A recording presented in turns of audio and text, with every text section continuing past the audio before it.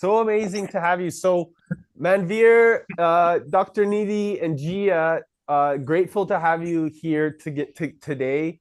Meijing and Shaw are incredible youth leaders, and they are putting together a beautiful event this July.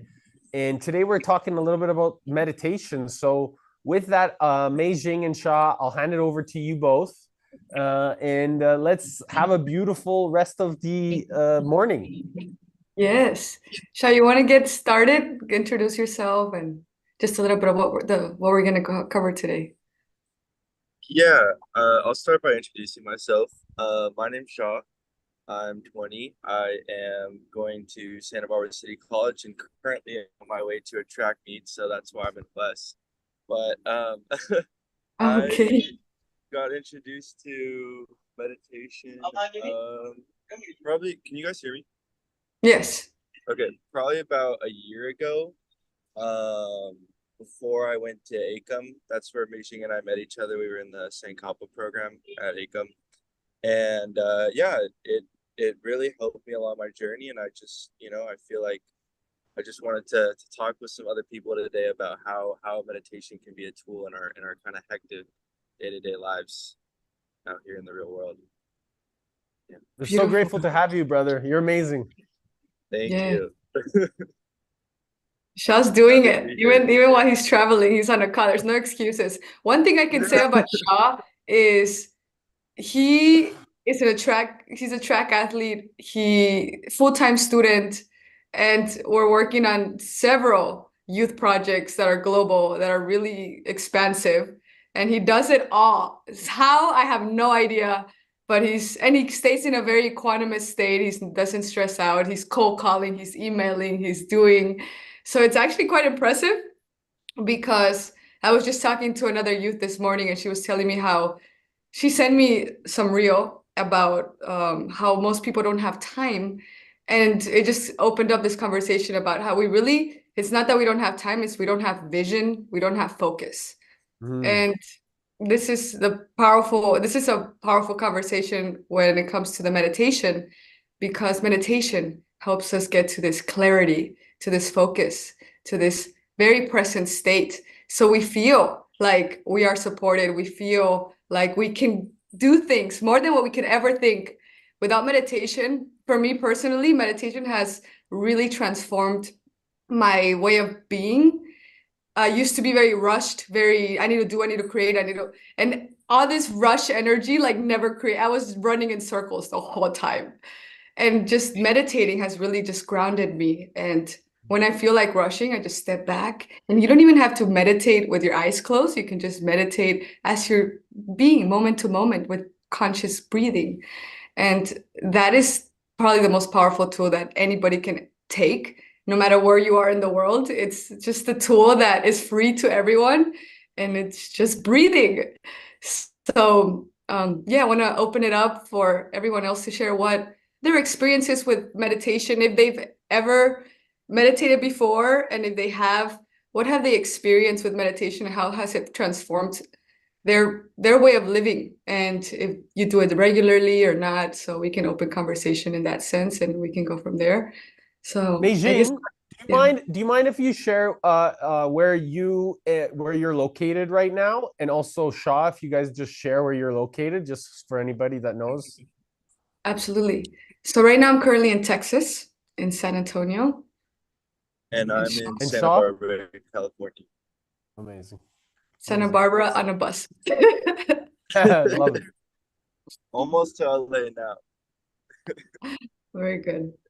Beautiful. Okay. So I'll pass it on to Gia. And then Gia, when you're done, you can pass it on to whoever you like. Okay. Hi y'all, I'm Gia, and I'm currently located in Denver, Colorado. Um, it's funny, I'm hearing like both my Texas and my Colorado coming out as I'm speaking. So weird little crossover there. Um, I I've like informally meditated for a number of years. I recently completed a yoga teacher training where I got to learn a lot of the history of yoga and meditation, and It was trauma informed, so learning about how it impacts our nervous system as well, which I'm very grateful to have gotten that insight. I noticed for me, meditation allows me even the day to day. I think that's how I've been practicing it more recently, especially as a student, just with the franticness of day to day life. I'm currently in grad school working on becoming a couples and family therapist, which I like to call relational therapy because it feels more inclusive that way. But just through all of that, even in my program, centering meditation to me means like observing what's coming up and where it's coming up, and then allowing it to pass. Sometimes that means looking into why it's coming up, and that gives me space to explore deeper aspects of myself. And other times it's just, this is a feeling, and that's okay. I like to center meditation in my life from a perspective of like Shaw was saying, we're going day to day. And so here we are, we're doing this thing, and something's happening that's adding resistance to me doing this thing. So if I can just observe where that resistance is, that gives me space to either work around it or flow around it, preferably, or let that be the reality of that moment. Yeah, so that's how it's impacted my life recently. I think it's given me a lot of clarity, and like we were talking about, equanimity and being able to handle circumstances and situations. So it's been really calming and expansive to experience. It's beautiful. Beautiful, yeah. Thank you. I like that we're popcorning. That's fun. Pass it on to Dr. Nidhi. Hi. Hi Hi. everybody. I am Nidhi. I am from Pune, Maharashtra, India.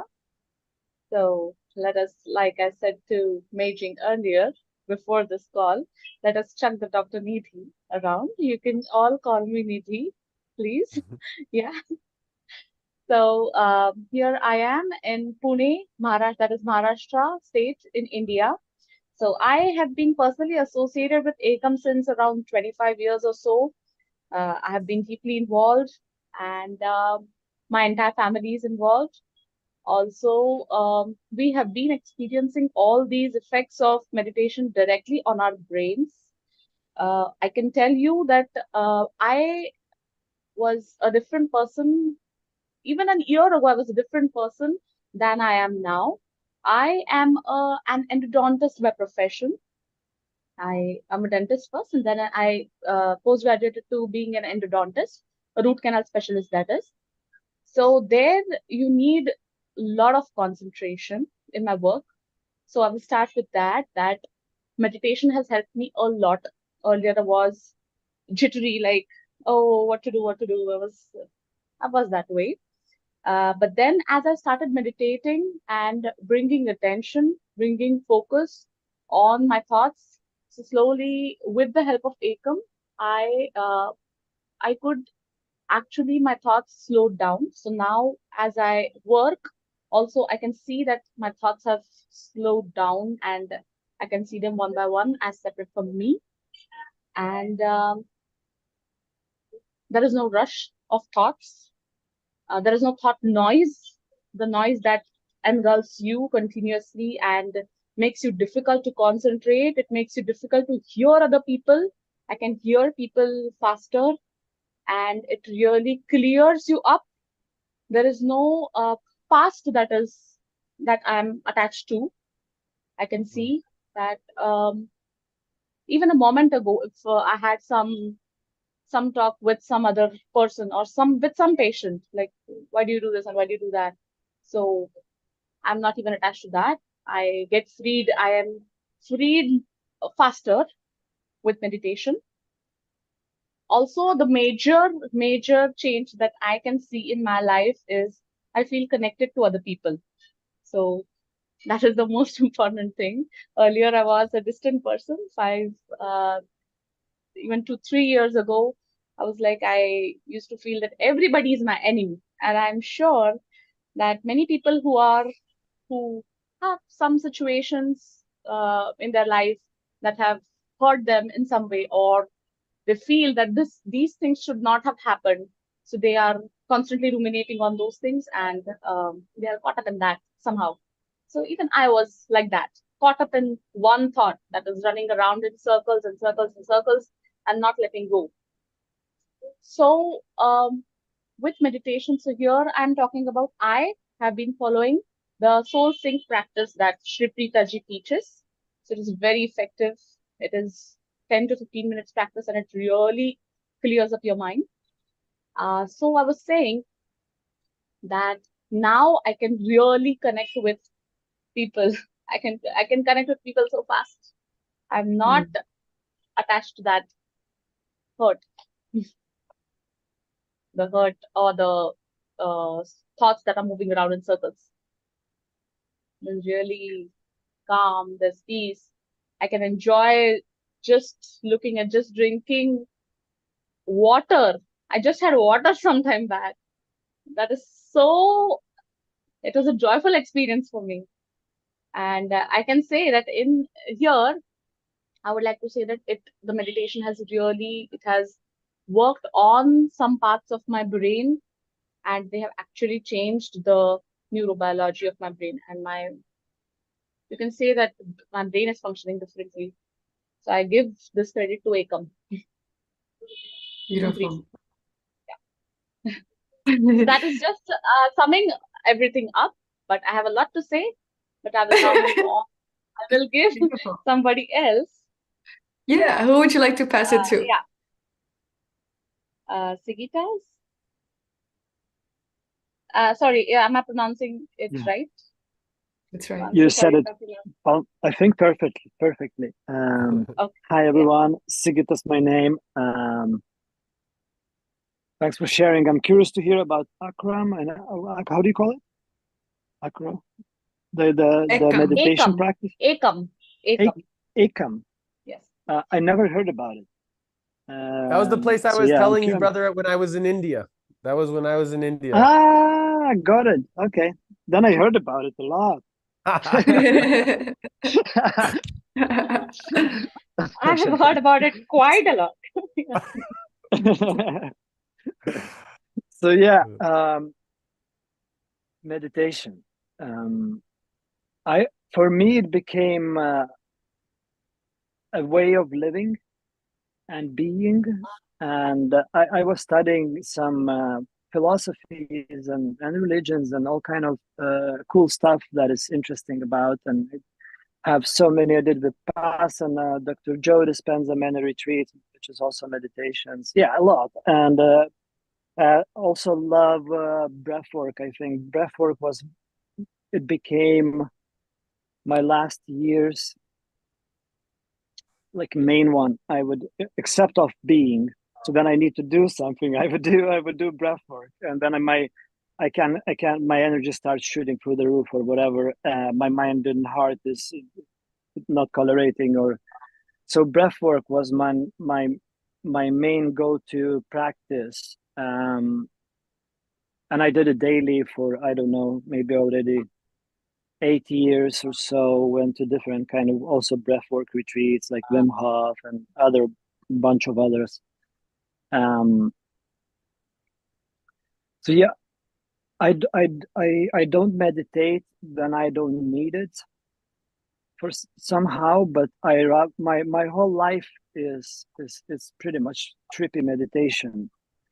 I'm doing what I love doing the most, and as soon as I don't love doing it, I don't do it. I choose something else. And I've been privileged and honored, and maybe that's the result of all meditations, all deep work. And like I feel I had in my life periods where I needed meditations and I needed breath works, and I needed all kind of various big practice for me. It's flow. That's my deep meditation where I flow with the fire and like dancing, the whole body movement, like chi. And it's just fuck. I lost where I was going. But yeah, it's a cool stuff. Not to need it anymore, or like just experiencing meditation in every day. My morning I wake up, I go to the lake, I swim there, refresh cold, and come back to here up, make a coffee. 2 hours drinking coffee with someone who is in a Corky town. I live in the mountains in a Zen place pretty much. There's no neighbors 2 kilometers around. It's complete peace and silence, birds, stars, no light pollution is and maybe that's the result of meditations. I would definitely give a lot of credit to all those practices and all those people that taught me, that I met on the whole adventure. And yeah, I'm grateful. Thanks for the space to share. I haven't thought, in this kind of way, so it's cool to process everything. I'm grateful for that opportunity. Thank you. Thank you. And I would like to pass it on to Eric, brother. Thank you. So I'm grateful for this experience right now, what I'm hearing, because it's amazing to hear all of you speak, and even Sagita's expression of like being in the mountains and nature, hearing the way that he's being, and Nidhi and Jia and Meijing and Shaw, everybody in their different layering. And I believe, like Sagita said, is that once we tap enough into ourselves, that everything becomes the mirror. And so I was sharing, earlier, that once we have this divine devotion to ourselves, and we've, polished the mirror, we start recognizing that the mirror is, and the teacher is everybody. That everything is a beautiful reflection of our internal selves. And it's amazing to be here with all of you, because you are all pieces of me from inside, and you're all reflections of different parts of me, and vice versa, right? So this is a very unique perspective that the Egyptians talked about, that the greatest, most powerful understanding is that we're actually here alone. And once we understand that that's all one, that becomes a phenomenon that I believe, Dr. Joe, Tony, Oneness, all of, Sri Prithaji, Krishnaji, all these great teachers are fundamentally refining and helping us understand.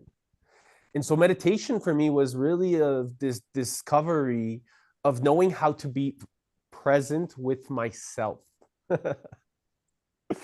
present with my own heart's beat, presence with the heart's beat intention and wisdom, and starting to get curious about what that heartbeat is communicating to me within my body. And once that heart's beat intelligence comes through the body, it starts to then use my brain as an amplifier to move with purpose, to move with direction, to move with absolute certainty and clarity. And this to me became a fascination that I needed to get more and more curious, that I wanted to get more and more fundamentally evolved. And that's when I started listening more than I speak. Because from that place, we start to listen to our divine teacher, our great teacher, because we know that each one of us is a part of that. Each one of us has an opportunity to learn, to listen from each one's experience. And from that level of intelligence, the collective consciousness is evolved, and a mastermind of what Andrew Carnegie or what Henry Ford called the master architect becomes.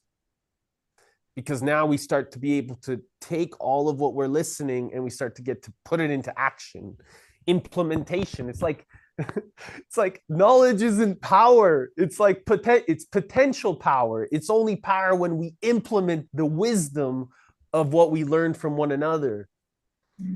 And this is a fundamental responsibility that we have as a community. wherever we are, wherever we go. This is a fundamental beingness that we get to step into if we choose, if we all choose. And then we get to use, like when we were kids, the playground. You know, we would go to the playground and play. The playground just became so much bigger, so much more expansive, and so much more growth oriented. And now we get to deliver that message as a family. And so I'm excited to be here because we get to find the different vehicles. We, you know, whether it's from the economy, from you know, the devotion, from how we get to build and create the future, because we want to leave this world behind better than we found it. And that's why I'm grateful, because all of you here have that same perspective. So thank you for all being here. And I would love to pass it Thank on. you. Thank you. Calling. I would love to pass it on to Manveer. I know that your camera's not on, but if I invite you to share if you can. It's amazing to see you here. Thank you for being here. Hey, Eric and everybody. Thank you for allowing me to be in this space. How cool. I didn't exactly know what I was stepping into. So I loved all your shares. They're so fascinating. I live outside of Seattle, Washington. I'm an expat for the Tony world. I've done it several times since 2008.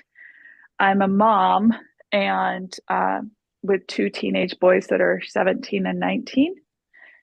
And let's see.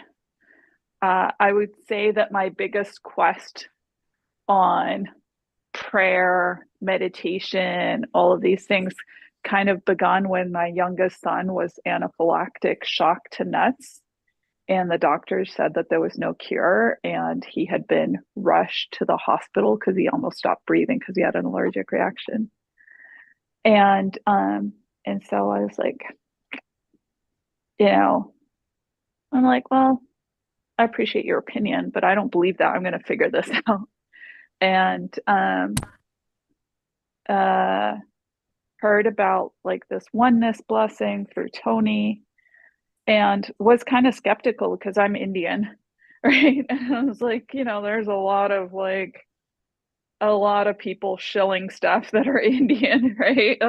And so like that's at least the perspective I had grown up with, from my parents.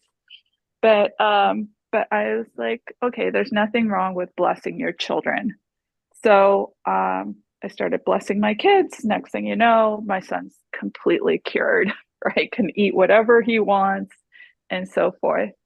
And then just following that thread of like prayer, meditation, just asking like, okay, God, what is, like I used to make all the vision boards and stuff. I was like, okay, God, what is your vision for my life?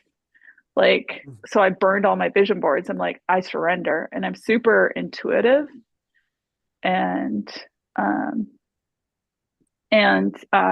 this led to my son, who was my older son in 8th grade. He had ended up going to the Amazon rainforest.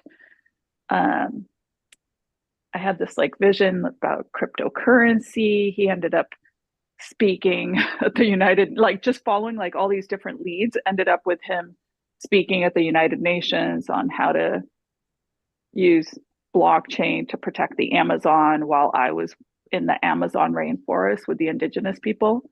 And like, yeah, like never in my wildest dreams would I have thought like, hey, go to the Amazon. Like I'm kind of a stay-at-home mom, right? It wasn't on my bucket list to like go to the Amazon, but it's like when you tap in and you get centered, it's like, okay, what is it that you want me to do? And then you just sort of like go, okay, fearlessly just kind of go for it. And so we ended up raising like $2.5 million for COVID relief for the indigenous people. And then also through that venture, our group spun off and has directed more than $50 million in funding for projects within the Amazon. So yeah, meditation. Like I'm all about it. Prayer and Wow. meditation. Yes. Yeah. Awesome. So yeah. Thank you for sharing. Yeah. All sorts of cool things are possible. Yeah. It's almost like meditation allows you to step into the bigger version of yourself, right? The version that is clouded within so many people with distractions, and just getting those clouds out of the way, like you said, it really connects you with your intuition, and it allows you to just be courageous and just be and be guided. That is beautiful. Mm. The fact that you never been to the Amazon or never even thought about it, and you did all that. Not only do you take a step to go to the Amazon, but then you created all this funding and help for the indigenous. Is that in Brazil? What part of the Amazon was that? So my son had gone to the Amazon with his 8th grade class, and then he went to he went to the Peruvian Amazon with his 8th grade class, and then that summer, like between 8th and 9th grade, he had gone to Tony Robbins Gill's Global Youth Leadership, and he came out of that, and I just thought it was just going to be like a big rah-rah for kids and like I don't know, whatever, but he came out of that and he was like, "Mom, I'm gonna save the Amazon." I was like, "What?" And so I was like, "All right, God, like, what do you want us to do here?" Right? And just kind of played along, right? I think life wants to play with us, right? Like in the sense of just always being like curious, like, okay, what's the next right step? And like if you just keep on taking the next right step, I think it's like magical. Absolutely. I really need to touch on this because this is really beautiful what you're sharing, man. There's like we start listening to our youth and what's coming through them, right? We can know actually how to take the next step because there's that essence of purity, right? Right when your son came out of the Tony Robbins global youth leadership, he was able to feel and tap into something that was really meaningful, and you didn't stop it, you didn't limit it, you encouraged it. And this is something really beautiful and profound that I believe most people should get curious about, because there is an element of imagination that comes through to make things possible through our youth. And oftentimes we limit or suppress those ideas because we're not curious enough about where it's coming from, because we've created our own perspectives of how the world must work based off of our own traumas, our own manipulations, and then we pass that on to limiting our children instead of encouraging and empowering from a place of like devotion and courage, and saying, hey, we can do this, let's figure it out, let's go find a solution and have more fun with it. And that playfulness, that curiosity, I really just want to acknowledge you for stepping fully into that and devoting that to your son. He's so blessed to have you. Well, it's like vice versa, right? Like both of my sons, right? So it's like, and I mean, and the Tony Robbins world, like it's all the things, right? It's like, what does it say in like the Napoleon Hill? You have to be like masterful, like guard your mind and your thoughts, right? Like, Stand guard yeah, at the door thank of you. your mind.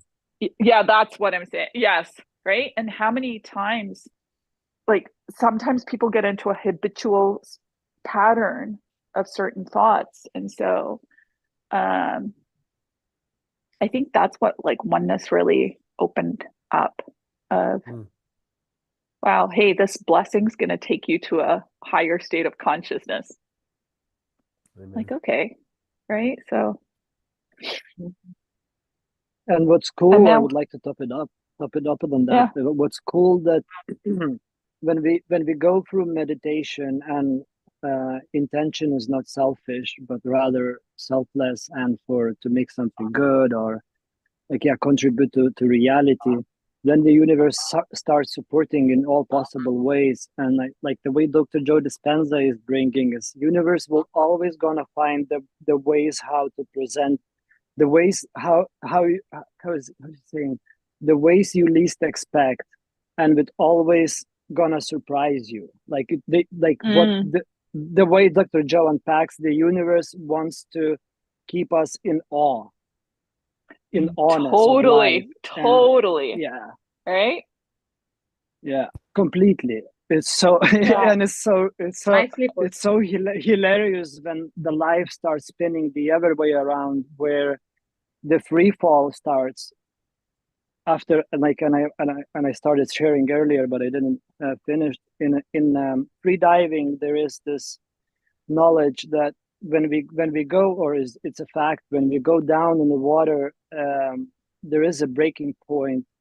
I think 8 meters depth, and so until 8 meters, we need to use energy and power to get there. But after 8 meters, the free fall starts, and I feel that's, for me, where I am right now. Like the life started pulling, all the things started just coming and just happening. It's just so beautiful, and I'm so grateful. Yeah, yeah, lovely stories to hear. Man,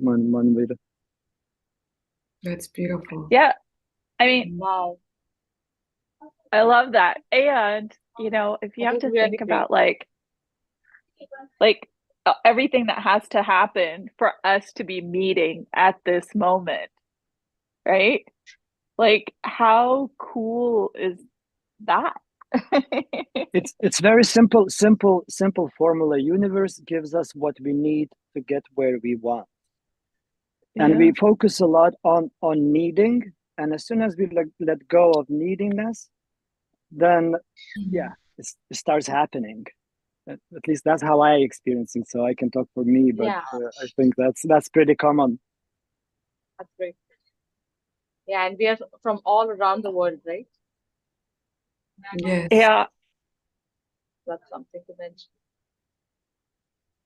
That's powerful. I So love the sharing of the youth, supporting the youth, because a lot of the youth have ideas and they want to do something. They want to change the world. They want to do something, but there's like so caught up in this, like the societal norms, right? In the circle of what they call the rat race. Okay, go to college, do this, do that, and they just get caught up. And by the time they know it, they're married, they have kids, and they never really even tapped a little bit into their potential.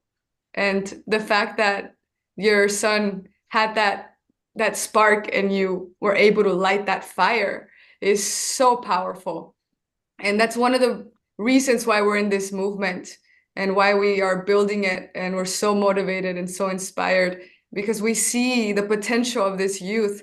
Shao was looking at some statistics on the new generation of youth and how they're like the most entrepreneurial spirit out of all the generations that have passed.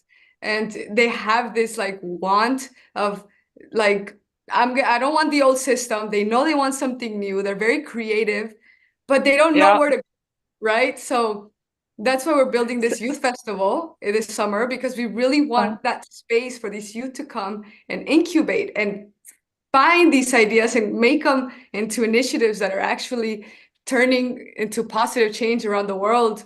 And we're bringing in mentors to help them to foster those ideas, and we're mixing meditation and yoga and those processes to help them become present, help them ground themselves, so when they're taking initiative, it's conscious and it's not rushed, and they're not burning out, and they're not doing it because of greed or ego. They're doing it because they're expanded. They're doing it for something way bigger than themselves. And that just that example that you gave with your son is just so beautiful, because it resonates very deeply with our mission. Just wanted to share that. That's beautiful. Thank you. And we Yeah. would love to invite you to be part of it as that's well a if you strong would love. mother. This is amazing. I love, You love, know, love. I love like your vision of okay, how do you know if youth have ideas, how do they create and how do they implement? And so one of the things that I've been focused on is AI Mm. and being able to use AI to really uh, to create ideas, to be able to express my ideas more clearly, and you know, um, and how do you put that all together? So I'm going to be working on that. I'd love to be able to um, share that and maybe like create a place for youth to have their ideas and have like a presentation that just goes through that people can like go to a particular landing page, right? And it's like, hey, come here if you want to see like these ideas that kids are creating and if you want to be part of that. Like that was one of the things for global youth leadership through the Tony Robbins Skills program is that um, I don't believe that there was enough support and follow up to allow all the ideas that came through to like flourish. Mm. Mm. Absolutely. I think that's what most programs fall short on.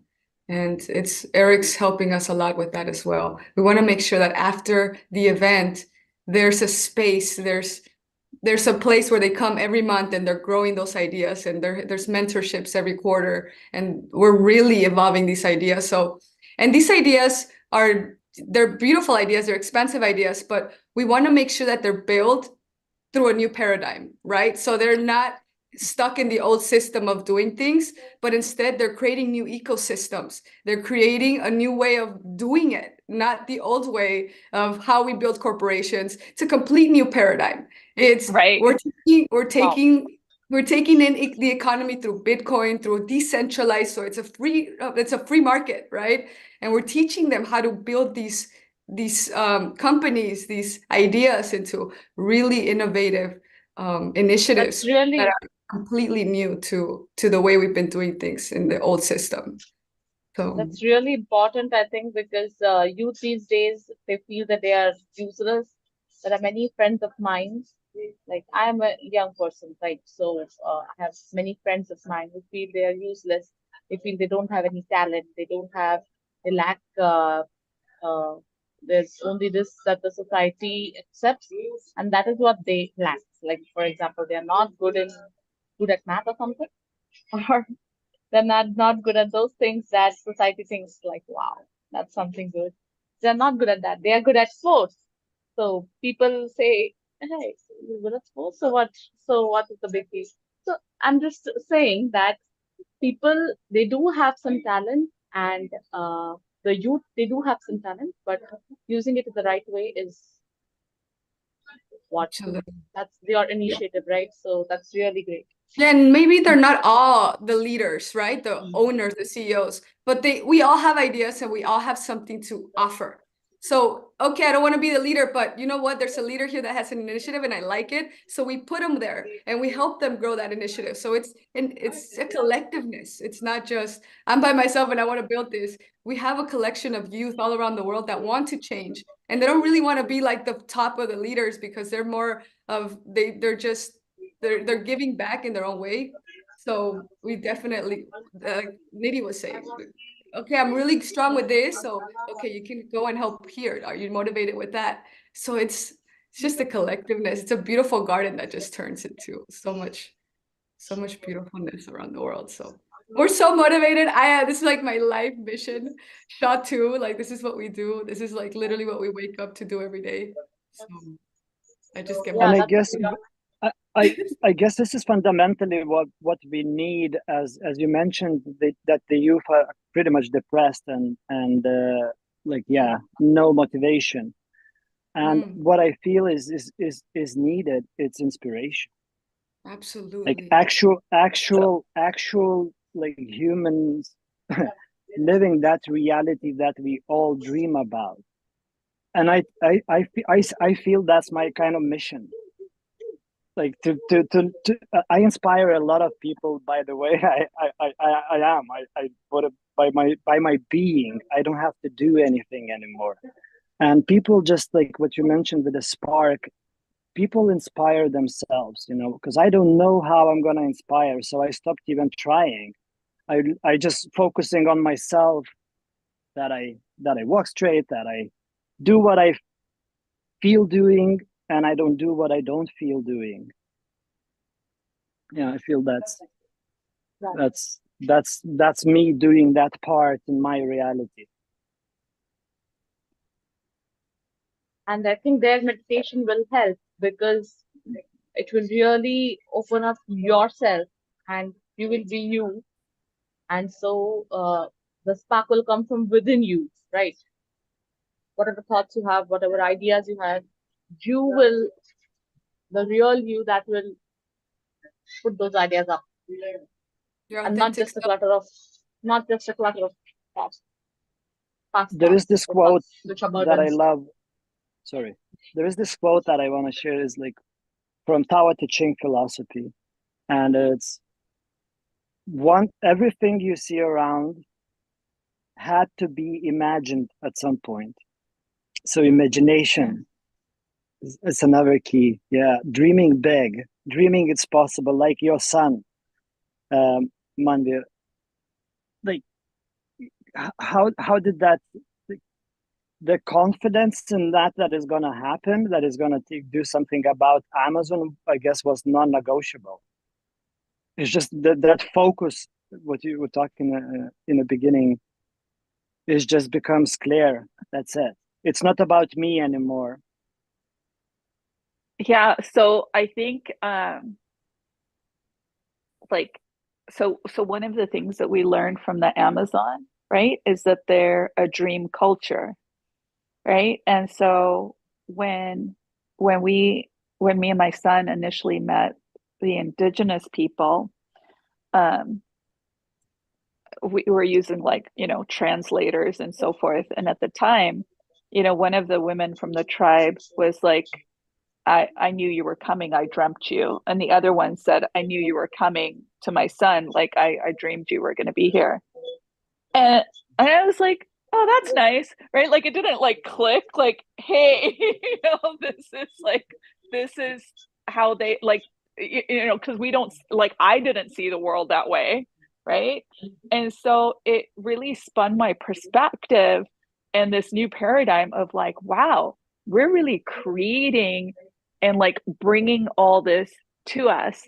Right. And so it made me really mindful of like, okay, what are the words that we're using? Because everything's having a vibration. What are the thoughts that we're thinking? Okay, how can we tell stories that are inspiring? How can we, how can we do all these things? And, you asked like, what was it for my kids that, allowed them to do the things that they do?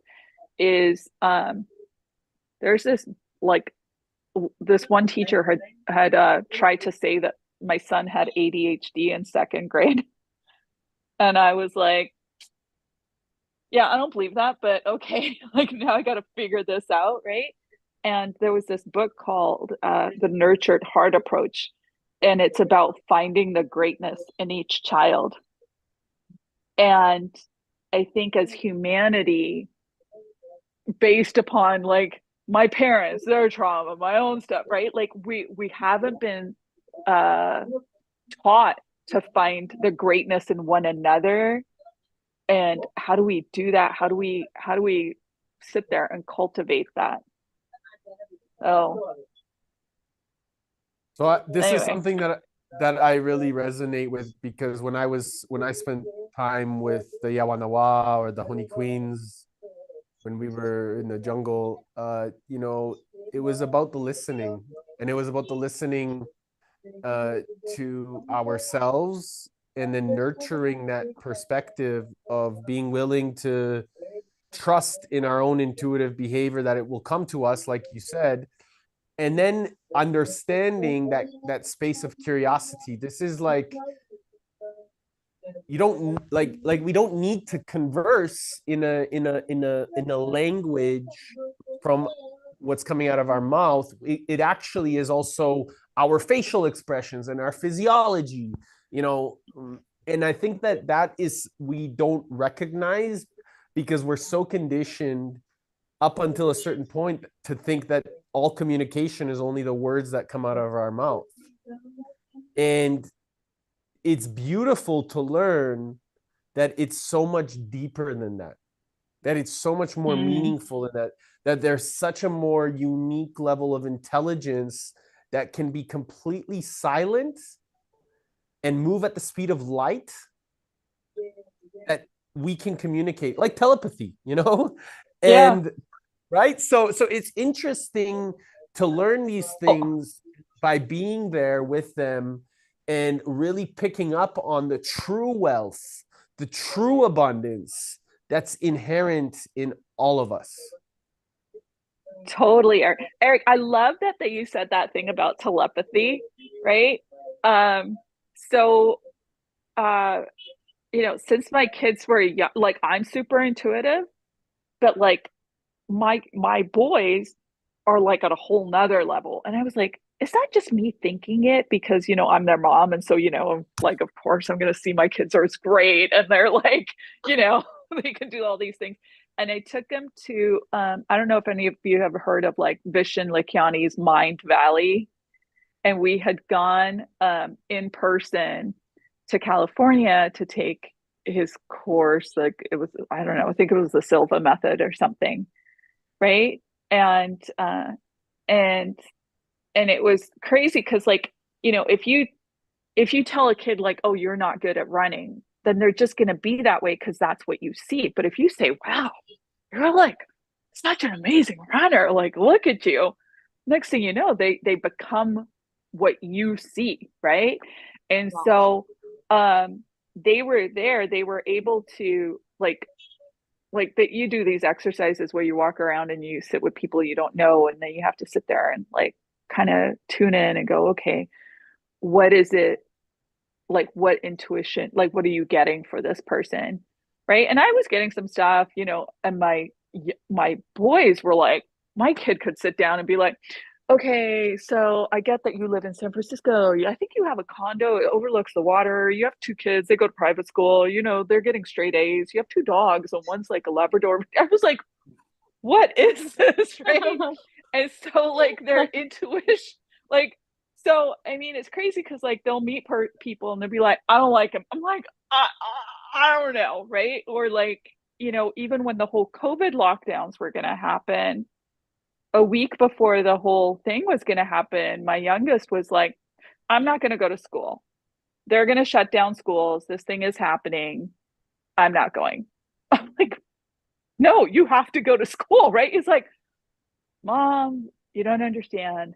It's going to happen, right? And how do you argue with like an 11 or 12? I think it was like 11 or 12 at the time, right? Like, I don't know. I think it's like not going to be a big deal. And like next thing you know, he's like, see, I told you. Like, right?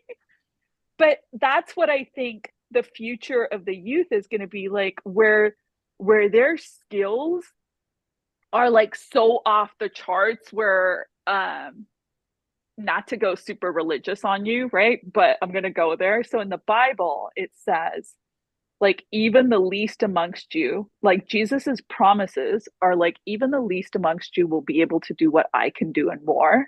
And so I went to Christian schools growing up. And so my whole thing was always like, it's so cool. Like Jesus just touched somebody and they're healed, right? And I was like, okay, if that's true, like, I like show me the way. So I think that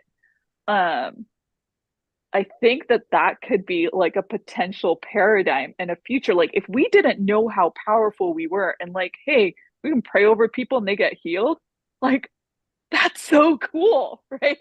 And so like imagine, or like, hey, I thought of Eric and boom, he calls me, right? Like how many times do you have that happen? And so I think that the education piece of the future is going to be like, in all these quote unquote supernatural abilities, like as a potential possibility. And like, I would like to invite the fact that it's already happening, and the essence of that oneness, Christ consciousness, Buddha consciousness, is an inherent nature of our telepathic abilities, of like encouraging that we are actually already communicating at such a high level of state. It's why we're preparing and fostering a new economy, a new responsibility, a new way of moving forward, because we're moving as one, because we're listening to each other, and we're able and willing to trust in each other's perspectives, but most importantly, we're willing to listen to each other. And I think that this is the thing that I am so grateful, that I've been on my journey of trusting within myself and learning to our great teacher, our eternal teacher, because I've navigated an understanding within myself, even when people pushed me away, such a powerful, responsible knowing that, okay, if I'm too much or too intense from somebody else's perspective, that's only means that I have a divine level of intelligence that's coming to me, and trusting in that heart's wisdom is what now I'm so excited to be alongside these amazing youth, because as a result, it's given me the knowing and the responsibility of saying, no, I'm doing whatever the fuck it takes to help these youth shine like the fucking sun, because that's what they deserve, is to shine. All of us deserve to seen, be heard, and understood and appreciated. And now it's time to listen to them. And so I will, all my life, contribute my energy as much as I possibly can, so that everybody else, no matter who they are, can shine as powerfully as they possibly can. Devoted. Eric, I would just like to echo that and That was a highlight that. pledge. Yeah, like a pledge. I think that brings up a really powerful point that you were mentioning earlier about how we're all reflections of one another. And Meijing, with that paradigm shift, I think coming back to and centering, like, we listen and we learn from one another and we build each other up, because there is a unity consciousness. It's the more we're doing for one another and the more we're doing with this mentality of like, we're all in this together, the more avenues we're creating to build that up even more. And that's the expansive element of it. It's like the more we're doing, the more that's perpetuating. And it's just this growing, expanding, like, beautiful collective of like movement and growth. So just, yeah, thank you for all of that. And I just wanted to really highlight that. Thank you. I love what you said, Gia, and can I just add one thing, which was so it's like, of course we are doing stuff, right? But I recently heard about this thing called the extraordinary state of being, right? Like, who are you being? And it actually went back to like this. Have you guys ever heard of Pike Place Fish Market in Seattle? It's like this, like we have basically what looks like a flea market, and then they sell fish there too, right? And it's super famous. And people, like, when they come to Seattle, they go to Pike Place Fish Market. Like, who goes as a tourist to a fish market, right? Like, but it's the thing that people do, because like that place was going to go bankrupt, and this consultant came, and these guys who were just like who were working at the fish market were just like, they came up with this idea of like, what would happen if we were like the most famous fish market in the world? Who would we be being, right? And so like, if you come here, like, these guys throw fish to one another, they make the fish like look like it's talking to you, right? And so it's like who they got to be in, like, and then like like word spread like, oh, this fish market is really amazing to come to. And so who these guys got to be is like this world famous fish market. But it was so I would assert like Mijing also that it's this paradigm is about stepping into like a whole new way of being for the youth and for humanity and like what's possible. Such an amazing future. Whoops, I think you're muted.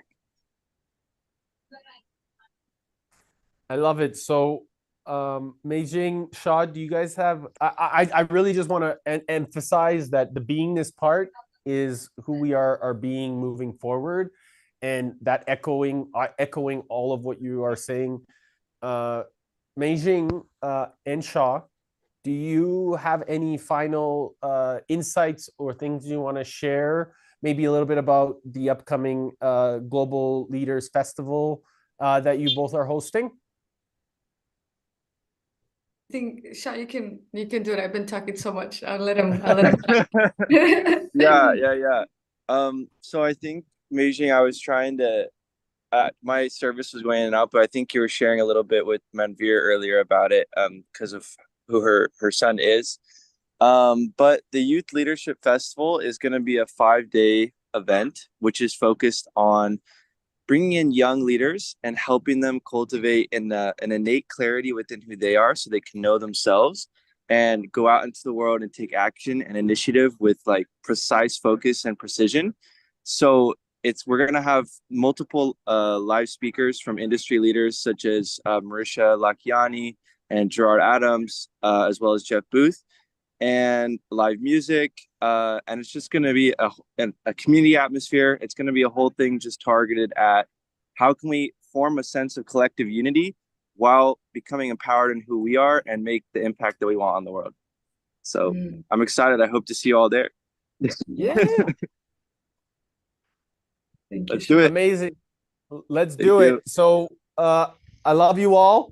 I think this was such a beautiful expression. I'm gonna send the links in the group so if you guys want to share this video, because I think it was a very empowering insight and a lot of tremendous value that we can then deliver moving forward. I think that we can continue to grow. So next week there's even more and more and more and more people every time. Excited for all of you. I appreciate you all. I'm grateful for each and every one of you. Thank you for contributing your time and energy to this moment in this movement. We're here together always. Big love. I love you all. Thank Love you you for guys. Love you inviting all. us. Thank you. Thank you so much. Bye bye. Thank you. Bye.